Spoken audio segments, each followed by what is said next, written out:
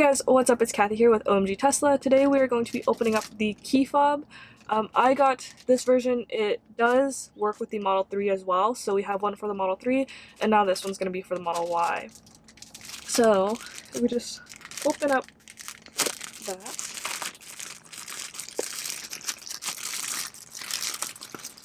So as you can see, it does say 3 on it, which is a bit unfortunate, but honestly, it doesn't really matter. When am I going to ever look at this box ever again? I don't know how to open this, actually. Oh, whoa! It's like I'm proposing.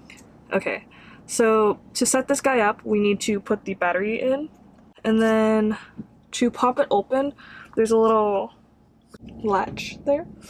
Okay, so in the old keys, there was like a first generation of this key, and that one didn't have passive entry, but these ones do. It goes something like this.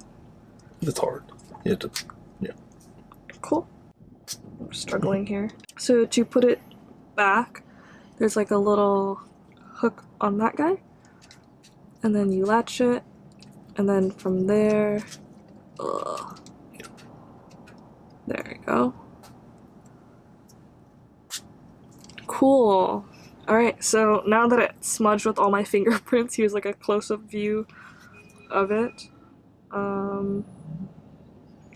And it broke apart into different pieces. We were taking apart the other key for the 3, and every piece comes apart. It's all plastic, and then there's like the actual chip with the battery and stuff, and that's all one piece as well. As for setup, it's super simple. Make your way to locks, add a key, and then place your key fob down. It'll prompt you to place a key card next, so go ahead and do that. And then after that, you can change the key fob name to whatever you would like, and that's it for setup.